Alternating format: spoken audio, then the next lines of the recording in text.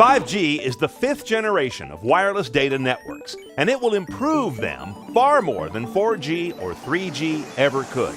You'll feel it in your phone, your home, your car, and in the city and town around you. Downloads and streaming should happen literally without delay. Cars will talk to each other to prevent collisions. And untethered augmented and virtual reality can finally be achieved with real-time response. Not to mention industrial benefits like remote surgery or drone control. 5G does its magic with three key abilities. First, high bandwidth. 4G could only muster about 200 megabits per second of data throughput on a good day. 5G can handle up to 1 gigabit or more, that's 1,000 megabits a second, on up. Low latency. 4G suffers from around 100 milliseconds or so in response delay or latency. 5G reaction time can be as low as 1 millisecond, which makes everything happen virtually instantly. And dense connections. In a given square kilometer, 4G could only manage to connect about 1/10 the amount of devices as 5G can. If that's some of what 5G does, how does it do it? 5G uses new radio technology, the part of any wireless device that makes the connection. 5G uses some radio frequencies in a band known as sub-6, from 600 megahertz to 6 gigahertz, part of which is also used by current 4G LTE. But 5G will also use a higher band of radio frequencies, from 24 gigahertz to as high as 86.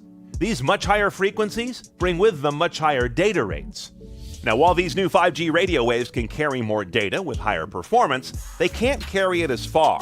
So 5G will use a lot of so-called small cells. These are small versions of the big cellular towers we all know. 5G will also use some new tricks in these small cells, like beamforming, to efficiently aim transmissions rather than just spray everything everywhere. The bottom line, though, you will need new phones, tablets, portable hotspots, and the like, with a 5G radio inside to connect to the new 5G networks. Your current 4G or even 3G gear can't tap into it. 5G networks will also position more data and computing resources closer to you that will avoid blunting 5G's low latency benefits.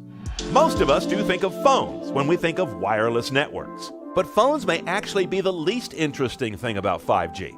It will also power autonomous cars, so they have awareness of every other car, bike, pedestrian, and traffic signal around them.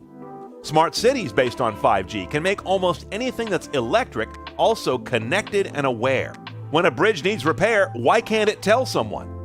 With a mesh of 5G connected sensors, it could. And then there's your home.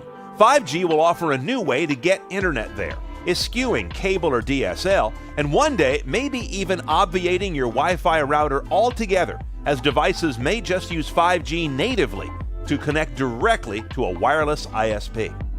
5G has renewed concerns about the safety of cellular radio waves. Some cities have taken action to block 5G deployment.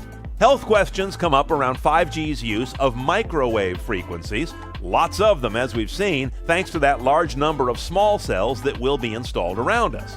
Now, while 5G may sound like a lot of microwave ovens mounted on poles running with their doors open, in fact, microwaves are nothing new. Already emitted by your current smartphone, old cordless phones, your wireless headphones and earbuds, and just about anything with Wi-Fi, as well as, yes, microwave ovens. But even 5G's highest frequencies are considered by scientists to be non-ionizing radiation.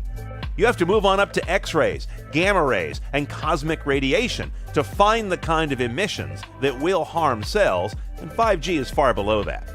5G follows the inverse square law, losing power rapidly at even a small distance from the small cell. The US CDC says there is no scientific evidence to provide a definite answer to the question of cellular radio wave safety, whether it's 3G, 4G, or 5G. 5G will take years to roll out and some investment on your part, but the complexity of that deployment and debugging should be worth the wait, delivering the world we've been promised for a long time, where everything is connected, aware, and responsive, and a world in which we can stop worrying about the availability or performance of connectivity in the first place.